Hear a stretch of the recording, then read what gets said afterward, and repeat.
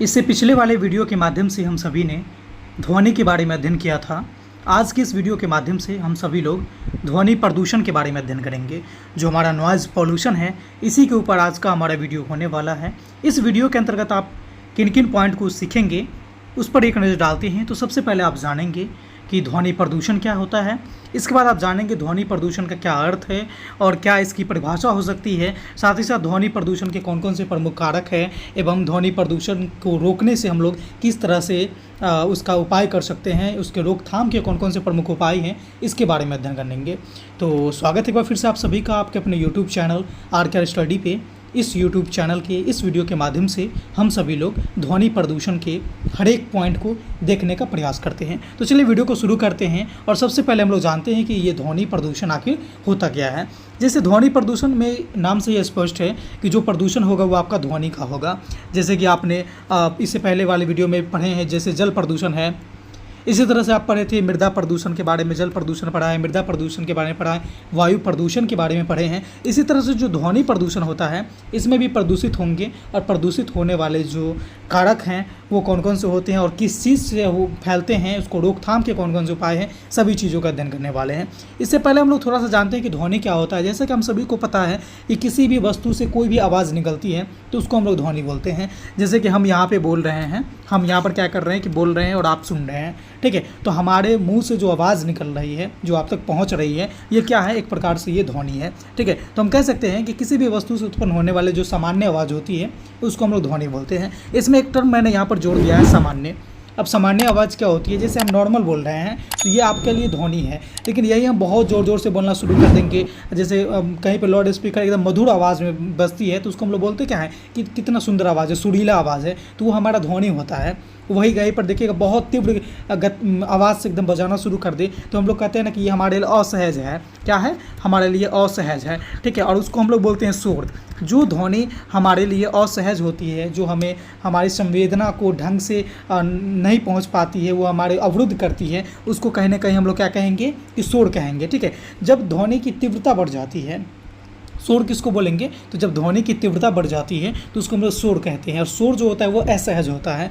जैसे कि आप लोग अक्सर सुनते होंगे कि ज़्यादा हल्ला मत करो, ज़्यादा शोरगुल नहीं करो, ठीक है। आप बराबर सुनते होंगे कि आपको कहीं कहीं पे कोई लोग आपको ऐसा कहते हुए मिलेंगे कि ज़्यादा यहाँ पर शोरगुल नहीं करो। शोरगुल का मतलब क्या हो गया कि स्वाभाविक सी बात है कि शोरगुल नहीं करो, मना करने की बात करी जा रही है। तो कहीं ना कहीं यह जो आवाज़ है वो हमारे लिए असहज है, हमारे लिए क्या है, सही नहीं है, तभी तो मना करने की बात करी जा रही है ना। तो इसीलिए शोरगुल क्या हो जाएगा कि इसमें ध्वनि की तीव्रता अधिक होती है, उसको हम लोग शोर कहते हैं। और शोर अप्रिय होता है, अवांछनीय होता है, और साथ ही साथ क्या होता है कि ये मनुष्य के लिए असहज होते हैं, ठीक है। तो शोर क्या हो जाएगा कि आपके ध्वनि प्रदूषण के कारण बन जाते हैं। अब ध्वनि की तीव्रता को हम लोग किस में मापते हैं, तो कई बार एग्जाम में आपको डायरेक्ट यहाँ से क्वेश्चन आते हैं कि ध्वनि की तीव्रता की इकाई क्या है मापने की, तो आप वहाँ पर जवाब देंगे डेसिबल, जिसको शॉर्टकट में आप लोग DB लिखा भी मिलेगा। DB मतलब डेसिबल होता है, ठीक है। इसी तरह से आगे बढ़िएगा इस टॉपिक में तो आप पाइएगा कि तेज़ ध्वनि के कारण ही क्या होता है कि वातावरण पर विपरीत प्रभाव पड़ती है। और जब वातावरण पर किसी भी प्रक्रिया के द्वारा विपरीत प्रभाव पड़ती है तो उसे हम लोग कहते हैं कि वो प्रदूषित हो गया है। और चूँकि तेज़ ध्वनि के कारण वातावरण पर विपरीत प्रभाव पड़ रही है तो हम लोग कहेंगे कि यह एक प्रकार से क्या है, ध्वनि प्रदूषण है। तो यही है हमारा ध्वनि प्रदूषण। आई होप कि आपको ये ध्वनि प्रदूषण समझ में आ गई होगी। चलिए हम बात करते हैं कि ध्वनि प्रदूषण कैसे फैलती है, मतलब इसके कुछ उदाहरण की सबसे पहले इसके कुछ उदाहरण देखते हैं, ठीक है, जिससे हमें ध्वनि प्रदूषण फैलते हैं। इसमें से आपको सामान्य उदाहरण जो है, जैसे कि वाहन की आवाज़ हो गई, तीव्र गति से जो आवाज़ आती है, जैसे हवाई जहाज़ वगैरह की आवाज़ है, रेलगाड़ी की आवाज़ है, ये सब ध्वनि प्रदूषण के कारण बनते हैं। विमान की आवाज़ है, औद्योगिक कोई भी मशीन चलती है जिसमें आवाज़ें बहुत ज़्यादा हो, जैसे लाउड स्पीकर बहुत तीव्र गति से आवाज़ से बजाई जा रही हो, या फिर पटाखे बहुत तीव्र आवाज़ वाले फोड़े जा रहे हो, टेलीविज़न का आवाज़ हम लोग बढ़ा देते हैं, ट्रांजिस्टर, रेडियो इत्यादि से जो तीव्र गति से आवाज़ निकलती है, तेज़ आवाज़ निकलती है, ये हमारे ध्वनि प्रदूषण के कारक बनते हैं, ठीक है। तो यही हमारा ध्वनि प्रदूषण था और ध्वनि प्रदूषण के प्रमुख एग्जाम्पल थे। अब हम लोग ध्वनि प्रदूषण में ही आगे बात करेंगे कि ध्वनि प्रदूषण कितने प्रकार के होते हैं, ठीक है, यानी ध्वनि प्रदूषण हमारे कौन कौन से प्रकार के होते हैं। तो आपको सामान्यतः ध्वनि प्रदूषण 3 प्रकार के देखने को मिलेंगे। एक है आपका परिवहन शोर। परिवहन जैसे कि इसका नाम से ही स्पष्ट है, परिवहन मतलब क्या हो गया, यातायात के साधन। ठीक है। और यातायात के साधन कहने का मतलब है कि इसमें जितने सारे हम लोग का गाड़ी है, जो हमारे यातायात के साधन भी इसका उपयोग करते हैं, जैसे कि बाइक में भी कभी कभी देखिएगा बहुत तीव्र आवाज़ वाली होती है, रेलगाड़ी है, बस है, इसी तरह से बहुत सारे ऐसे मतलब यातायात के साधन हैं जिसमें अगर बहुत तेज़ आवाज़ आती है जो शोर का कारण बनते हैं, यानी ध्वनि प्रदूषण के कारण बनते हैं। ठीक है। दूसरा जो इसका एग्जाम्पल है, एग्जाम्पल नहीं, इसको बोलेंगे दूसरा प्रकार। ठीक है, ये पहला प्रकार था। दूसरा प्रकार है आपके पड़ोस का शोर। देखिए पड़ोस का शोर ये जो है ना, पड़ोस कहने का मतलब क्या है कि यहाँ पे हमारे वो आस पड़ोस वाली बात नहीं है। पड़ोस मतलब हमारे आसपास में जो जो चीज़ें रखी होती है, जैसे घरेलू चीज़ें, जैसे घरेलू जो भी गैजेट्स होते हैं, घरेलू जो बर्तन हैं, उसको भी जब आपस में टकराइएगा तो बहुत तीव्र गति का अप्रिय शोर उत्पन्न होता है जो हमारे लिए अच्छा नहीं लगता है। तो वो भी एक प्रकार से ध्वनि प्रदूषण का कारण बनते हैं। जैसे संगीत है, वाद्य यंत्र हैं, ट्रांजिस्टर है, लाउड स्पीकर है, जो छोटे छोटे लाउड स्पीकर हम लोग घर में रखते हैं, होम थिएटर वगैरह जिस तरह के हम लोग यूज करते हैं, तो कभी कभी उसमें भी जब आवाज़ आप बढ़ा दीजिएगा तो आपके लिए अप्रिय लगने लगेंगे। ठीक है, आपको क्या है, अशांति महसूस होगी, वहाँ पे असहजता महसूस होगी, और ये सभी के सभी क्या बनते हैं कि ध्वनि प्रदूषण के कारण बनते हैं। क्योंकि ये सब घरेलू यूज के सामान थे और घर में अक्सर पाए जाते हैं, इसीलिए इस प्रकार के शोर को हम लोग रखते हैं पड़ोस का शोर के अंतर्गत। ठीक है, ये आपके प्रदूषण के दूसरा प्रकार था। तीसरा प्रकार है वह है आपका औद्योगिक शोर। औद्योगिक जैसा नाम से ये स्पष्ट है कि जैसे ये देखिए, ये परिवहन शोर और औद्योगिक शोर, ये दोनों नाम से ही क्लियर हो जा रहा है कि औद्योगिक मतलब क्या हो गया कि उद्योग में जो भारी भरकम मशीन होती है जिससे बहुत तीव्र आवाज़ निकलती है, उससे होने वाले प्रदूषण।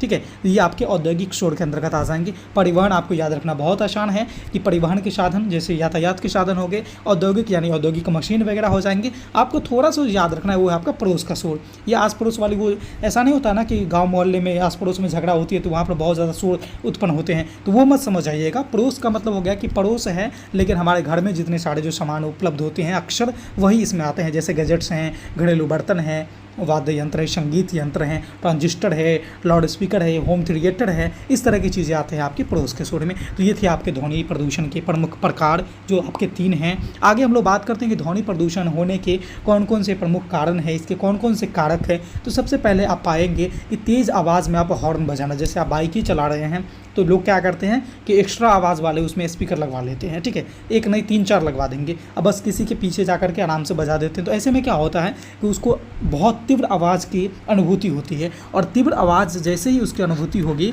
तीव्र आवाज़ जो है वो शोर का कारण बनता है, और शोर का कारण मतलब ये आपके ध्वनि प्रदूषण के कारण बनते हैं। ठीक है, दूसरा जो एग्जाम्पल है, आप अक्सर देखते होइएगा कि कहीं कहीं पे कोई भी ओकेज़न पे, कोई भी फेस्टिवल पे अब बहुत तीव्र आवाज़ में लाउड स्पीकर लोग बजाते हैं। तो ये जो लाउड स्पीकर बजाते हैं बहुत तीव्र आवाज़ में, तो ये भी आपके ध्वनि प्रदूषण के कारण बनते हैं। आतिशबाजी करना, जैसे दीपावली पे, किसी की शादी वगैरह पे, खुशी के माहौल पे हम लोग पटाखे बहुत तेज़ आवाज़ वाले फोड़ते हैं। ठीक है, तो उसमें क्या होती है कि हमारे ध्वनि प्रदूषण के वो भी एक कारण बनते हैं। साथ ही साथ औद्योगिक शोर, जो आपके उद्योग में होने वाले जो मशीनों के द्वारा होता है, वो भी ध्वनि प्रदूषण के कारण बनते हैं। निर्माण शोर भी आपके ध्वनि प्रदूषण के कारण बनते हैं। और साथ ही साथ रेलवे, हवाई जहाज जैसे परिवहन जिससे बहुत तेज़ आवाज़ निकलती है, वो भी आपके ध्वनि प्रदूषण के कारण बनते हैं। तो ये थे आपके ध्वनि प्रदूषण के प्रमुख कारण। अब हम लोग बात करेंगे ध्वनि प्रदूषण के रोकने का कौन कौन से उपाय हैं। इससे पहले हम लोग जानते हैं कि ध्वनि प्रदूषण हमारे मानव स्वास्थ्य को कैसे प्रभावित करती है, इसके बाद हम लोग जानेंगे उसके रोकने का उपाय। ठीक है, तो अधिक ध्वनि प्रदूषण होने से हमारे सबसे पहले क्या कान खराब होते हैं, तो कहते हैं कि कान फट गया है उसका। ठीक है, कान मतलब कान कहने का मतलब क्या होगा कि हमारे श्वसन संबंधी समस्या उत्पन्न होती है। अधिक ध्वनि प्रदूषण होने से क्या हो जाएगा, मनुष्य में श्वसन संबंधी समस्या उत्पन्न होती है। उच्च रक्तचाप बढ़ जाता है, यानी ब्लड प्रेशर। ठीक है, हाई ब्लड प्रेशर। ठीक है, हाई ब्लड प्रेशर बढ़ जाएगा। उच्च रक्तचाप बढ़ते हैं, किसके कारण, ध्वनि प्रदूषण के कारण। ठीक है, यानी बीपी को बढ़ जाना। और नींद की समस्या आ जाती है, जहाँ पे ध्वनि अक्सर देखिएगा कि शोरगुल ज़्यादा होते हैं, वहाँ पर आपको नींद नहीं आएगी अच्छे से। जैसे घर के बगल में अगर शादी हो गाँव मोहल्ले में, तो वहाँ पर जब आवाज़ें गाना वगैरह बजती रहती है तो अक्सर आप पाएंगे कि आपकी नींद जो है नहीं आएगी और आप वहाँ पर बेचैनी सा महसूस करेंगे। इसीलिए कहा जाता है ना कि जहाँ पर अस्पताल हो, जहाँ पर मरीज लोग रहते हैं, तो वहाँ पर तेज़ आवाज़ में अब कोई भी चीज़ नहीं बजाया जाता है, जैसे हॉर्न का प्रयोग नहीं किया जाता है, या फिर कोई भी वाहन उस जो तेज़ आवाज़ की होती है वहाँ पे उसका उपयोग नहीं किया जाता है। ठीक है, ये क्यों किया जाता है, क्योंकि मरीज़ को नींद वहाँ पे नहीं आती है और तेज़ आवाज़ के कारण, यानी ये एक ध्वनि प्रदूषण के कारण है जो मानव स्वास्थ्य को प्रभावित करती है। ठीक है, साथ ही साथ आप पाएंगे कि हृदय संबंधी रोग भी आपको ध्वनि प्रदूषण के कारण देखने को मिलेंगे। तो ये सब कुछ ऐसे कारण थे, ऐसे स्वास्थ्य पर पड़ने मानव स्वास्थ्य पर पड़ने वाले प्रभाव थे जो ध्वनि प्रदूषण के कारण पड़ते थे।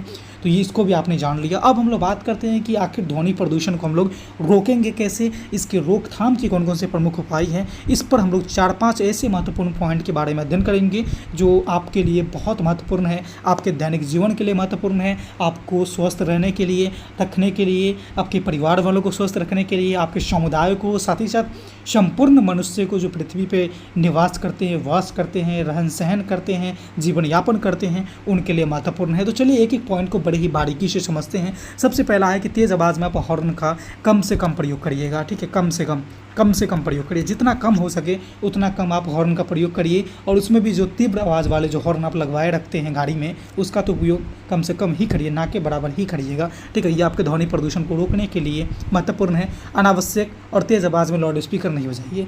जैसे कोई भी फेस्टिवल है, ओकेज़न है, शादी है, समारोह है, किसी भी चीज़ का मतलब कि मना रहे हैं, आप वहाँ पर सेलिब्रेट कर रहे हैं, तो ज़रूरी नहीं है कि तेज़ आवाज़ में आप सेलिब्रेट करिएगा कि 4-5 टोले मोहल्ले को ही सुनाना है, 4-5 गाँव तक आवाज़ जाए, ऐसी कोई ज़रूरी नहीं है। आप अपने में एंजॉय कीजिए, अपने तक सीमित रखिए और बाकी को भी चैन से जीने दीजिए, चैन की नींद लेने दीजिए, उनका भी नींद को बर्बाद ना करिए। यानी अनावश्यक तेज़ आवाज़ में आप लाउड स्पीकर का उपयोग ना करिए, ये ध्वनि प्रदूषण होती है। अपने खुशी में दूसरों को दुखी ना करें, इस बात को हमेशा ध्यान रखिएगा और तेज़ आवाज़ में लाउड स्पीकर का उपयोग ना करेंगे। ठीक है, कम से कम आतिशबाजी कीजिए। देखिए, खुशी के माहौल में आप आतिशबाजी कीजिए, पटाखा फोड़िए, ज़रूर फोड़िए। खुशियाँ बार बार नहीं मिलती हैं, जब कभी मिलती है तो जम के उसका एंजॉय कीजिए, लुत्फ़ उठाइए। लेकिन जितना हो सके इस बात को भी ध्यान में रखिएगा कि आपके पटाखे फोड़ने से किसी और की ज़िंदगी को नुकसान न पहुँचे। ठीक है, किसी और की ज़िंदगी को छोड़िए, आपको खुद भी नुकसान पहुँच सकती है तेज़ आवाज़ के कारण। इसीलिए जितना कम से कम हो सके उतने कम से कम में खुशियाँ मनाइए और स्वस्थ रहिए, दूसरों को भी स्वस्थ रहने दीजिए और आगे बढ़िए। ठीक है, तो ये थे आपके 3 पॉइंट। चौथे पॉइंट की ओर हम बात करते हैं कि स्कूल हो, अस्पताल हो या फिर उद्योग के भवनों में ध्वनि रोधी प्रणाली का प्रयोग किया जाता है। अक्सर आप देखिएगा कि स्कूल वगैरह के छत में ऐसे जो होता है, एक मिट्टी का कप जैसे लगा रहता है, ठीक है, जिसमें छिद्र रहता है। ये क्या होता है ना कि ये एक तरह से एक प्रणाली है जो आवाज़ को टकराने से, उसके इक्को को टकराने से जो है ना उसको कम करती है, जो शोरगुल को नियंत्रित करता है। क्योंकि स्कूल में बहुत छोटे छोटे बच्चे होते हैं और छोटे बच्चों का लक्षण होता है कि वो आपस में बात करेंगे, हल्ला करेंगे, झगड़ा करेंगे, लड़ाई करेंगे। इसमें क्या होता है कि आवाज़ ज़्यादा निकलती है। तो इस तरह की प्रणाली का प्रयोग इसलिए किया जाता है कि वहाँ पर आवाज़ को नियंत्रित किया जा सके। ठीक है, इसी तरह से अस्पताल में भी किया जाता है, बड़े बड़े उद्योग में भी इसका प्रयोग किया जाता है। ये ध्वनि रोधी प्रणाली होते हैं। इसी तरह की और भी चीज़ें होती है, केवल यही नहीं है जिसका उपयोग करके बिल्डिंग में गूंजने वाले आवाज़ को, शोर को कम किया जा सकता है। साथ ही साथ घने घने वृक्ष आप लगाइएगा तो इससे भी आपका क्या होता है कि ध्वनि प्रदूषण में कम करने में इसको सहायता मिलती है। ये आवाज़ को अब बहुत दूर, बहुत तेज़ से फैलने से रोकते हैं। और एक टर्म आता है आपका ग्रीन मफलर, इसका भी उपयोग करके आप ध्वनि प्रदूषण को कम कर सकते हैं। तो ये थे आज के हमारे बहुत ही महत्वपूर्ण, शानदार, जानदार टॉपिक ध्वनि प्रदूषण। इससे आपके लिए मतलब कि केवल एग्ज़ाम ही नहीं क्लियर होंगे बल्कि आपके दैनिक जीवन में भी इसका बहुत सारा उपयोग है, यूज़ है, जिससे आप भी स्वस्थ रह सकते हैं, दूसरों को भी स्वस्थ रख सकते हैं और संपूर्ण मनुष्य को आप इसकी जानकारी प्राप्त करते हैं, सभी मनुष्य इसकी जानकारी प्राप्त करते हैं तो अपने जीवन यापन के साथ साथ दूसरों को भी जीवन यापन को सरल, सुगम एवं सफल बना सकते हैं। ये थे हमारे बहुत ही महत्वपूर्ण टॉपिक। आई होप कि ये ध्वनि प्रदूषण से जुड़े जितने सारे टर्म मैंने आपको बताया है, जितने सारे पॉइंट बन सकते थे, सभी पॉइंट को मैंने इस वीडियो में कवर करने का प्रयास किया हूँ। ये वीडियो कैसी लगी, अच्छी लगी, समझ में आई अथवा नहीं आई, जो भी चीज़ें हैं आपके मन में चल रही है, सारी बातें आप हमें कमेंट के माध्यम से ज़रूर बताइएगा। मैं उन चीज़ों को दूर करने का पूरा प्रयास करूँगा। और हाँ, अगर आप हमारे चैनल पे पहली बार आए हैं, पहली बार इस वीडियो को देख रहे हैं तो चैनल को सब्सक्राइब कर लीजिए और साथ ही साथ बेल वाले आइकन को इसलिए प्रेस कर लीजिएगा क्योंकि इस तरह के रोचक, महत्वपूर्ण और उपयोगी वीडियो मैं जब भी अपलोड करूं तो उसका नोटिफिकेशन आप तक सबसे पहले पहुंच जाए। तो इस वीडियो में बस इतना ही था, फिर मिलते हैं अगले वीडियो में नए टॉपिक के साथ। तब तक के लिए देखते रहिए हमारे चैनल आरकर स्टडी को। धन्यवाद।